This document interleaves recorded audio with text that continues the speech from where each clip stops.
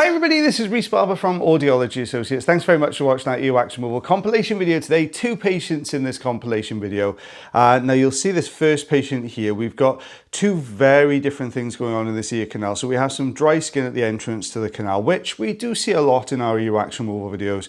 You can see just how dry this is. As we get the standard size ulnar tube on here, it actually, you can see it peeling away and lifting from the canal entrance there. Oops, sorry, almost lost my mouse. So you can see it's really kind of dried out, hardened up. Now, don't forget, this is what's meant to happen with some of the skin. It migrates to this outer part of the ear canal. As it travels along, don't forget that that surface layer of sort of epithelial layer of skin inside the ear canal has keratin in it. And what's going to happen is as it gets to the outer part of the ear canal, those skin cells have kind of done their job all the way through the canal and they start to break down and die off. And what you're going to get then is the keratin, this protein hardening that skin up. Now, normally what would happen is the outer part of the ear canal, it would give you a little bit of oil secreted there, if you like, just to soften everything back out to allow it to fall out. Now, in a lot of cases, as we get a little bit older, we don't produce as much of that oil. And what's going to happen is that skin is going to dry out a little bit more. Don't forget the earwax is made up of dead skin, oil, dirt and debris as well.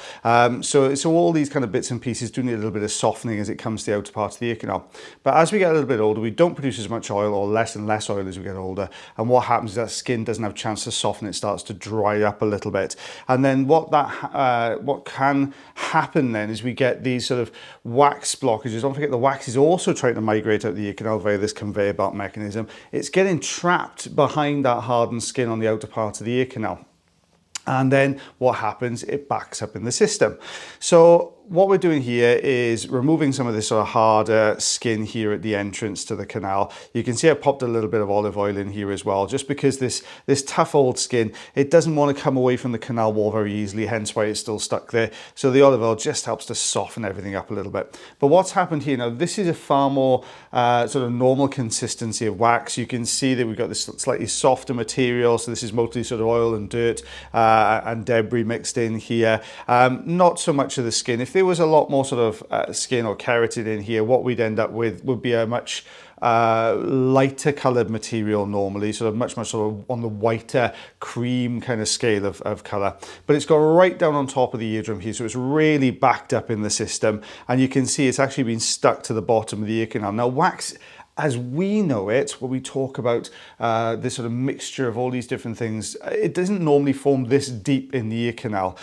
So what we can see, we know that obviously this is backed up over time. I'm using the standard size ulnar tube. Now, normally, I would maybe switch down to a fine end at this point, but because this wax is so soft and so sticky, the fine end is just going to keep blocking every single time I put it on top of there. The reason we'd normally switch down is sometimes patients can experience something called the caloric effect. Now, the caloric effect is when we're suctioning inside the ear canal, so we're pulling outside air down into the ear canal all the time. Now, that outside air is a little bit colder than the actual temperature of the middle ear space, and what will happen is as we're pulling that cold air closer to the drum, it's going to drop the temperature in the middle ear space, and that can make us feel a little bit giddy because it causes the fluid in a sort of balanced part of the system to thicken a little bit as it gets colder, and that just gives us sort of competing information between both sets of balance systems inside our head. But because of the nature of the wax, I've just stuck to the standard size ulnar tube here, but I will be checking in with the patient all the time. We've flicked down to the fine end now because we've got the bulk of this away. We're just taking these little tiny pieces away as well. Now, obviously you can see there are tiny little dots over the eardrum. And what will happen is those will migrate over time, which brings me along quite nicely to, there were some very vocal questions in the comment section of the last video, one of which was very, very vocal, saying, I never answer any questions, the channel's gone to the pot and all the rest of it. Everyone's entitled to their opinion, that's absolutely fine. But one of the questions, you say all the time, this will just migrate out its own. Well, if that was the case, why are they in your office in the first place then, if this is going to work out naturally? For the reasons I've just, sorry, this is the second patient, no ruler shot in the last one. I'll just quickly explain this. But for the reasons I said at the beginning part of this video, when we're talking about, what's the definition of madness, doing the same thing over and over again, expecting different results. When the patients come along to clinic, we're telling them about good ear maintenance. So when we're talking about this dry skin layer at the entrance to the canal and that's causing everything to back up, well, if we can tell the patient to use maybe a little bit of olive oil on a regular basis. It's going to keep that skin at the entrance to the canal nice and soft. It's going to help it to sort of loosen up and break away as it should. If that's going to happen, you're not going to get that build-up moving back and backing up in the system. So if you're getting rid of the problem and you're helping to maintain better ear maintenance at the entrance to the canal, it's going to have a positive effect, and everything's going to be able to migrate out a lot easier, which is why when we're talking about, these things will migrate out, it's because we're giving patients the advice to enable that to happen. That makes sense? And the other question I got, bless you, they asked why I'm sitting down. Am I okay? Yeah, it's very simple answer to that one. When me and Taylor do our videos together, basically we're sitting down. It just helps me. If I sit down as well while I'm doing mine, I haven't got to keep changing the camera setup all the time. So it's just me making things a little bit simpler for myself. That's all that is. So we can see a very different consistency of wax on this one. Now we've got this really, really hard, tough wax. Now we had some keratin in this one. You could see those long skin strips coming away. Now that's keratin as well. But in this case, it was peeling all the way down the canal. But we've also got this really, really solid plug here, and we're having to break this down very slowly in little chunks. You can see just how dry this was. Now this particular patient here, feeling very, very blocked up. In this particular ear canal, they were having lots and lots of issues here, been feeling blocked up for quite a few months, been trying olive oil, which is the sort of standard treatment that most GPs will advise here in the UK. But as a rule of thumb, if that wax has gone past the outer third, if you're in that sort of more inner sort of 2/3, that more medial section of the ear canal, what's going to happen is that wax isn't going to be able to migrate out as easily, okay? Especially when it's dry and hard like this is, it's just not going to be able to get out. So you can put olive oil in there, and olive oil works really fantastic. Police car going past. Olive oil works really fantastically well if you've got it on the outer third of the ear canal, because you're going to be able to soften it. It's going to be able to fall out really, really easily. And then when it's this deep, it's just not going to budge. The olive oil will soften it, but it's going to stay in place. And that's what's happened here. But you can see as we're breaking this down, we've gone past that initial softer section there where the olive oil had penetrated into. So I've popped a little bit more olive oil in here. You can see it just at the entrance there. It just gives a very fine coating on the wax.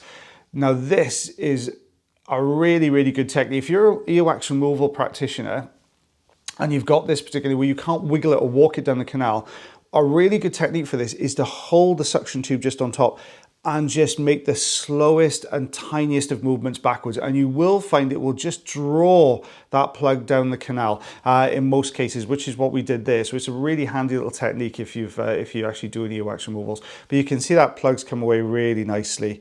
There we go. There's a little bit of dead skin. And we talk about this keratin. That's what I mean by keratinous skin there. That sort of really dry layer. Eardrum looking lovely and healthy there though. Guys, don't forget, if you do enjoy the videos and you wouldn't mind, we'd love to have you as new subscribers, new followers. If you want to give us a like, if you want to give us a heart, thank you very much. If you want to pop some comments in the comment section below, you're more than welcome to. By all means, pop questions in there. The most popular questions, as I've done today, I will answer in the video. So yeah, just pop those into the comment section below for me.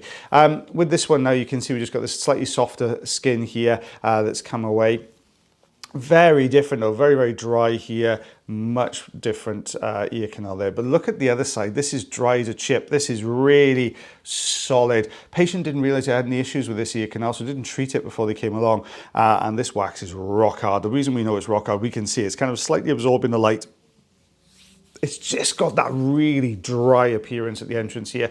No point me putting a suction tube in this. It just wouldn't be able to get this out. It's just too firmly wedged in there and the surface is too smooth. So we're using the rosin insert. You can see that was just flicking off the top of that wax there. Just really tough as old boots. There you go, for people playing Audiology Associates bingo in the background. But you can see it's coming away. There we go. Out that comes. Oh, almost. Let's get behind it again. There we go. Oh, the other thing I've been getting a lot in the comment section below, people saying that obviously me appearing on the screen is very, very distracting, and I'm only doing it for whatever reason they think I'm doing it for.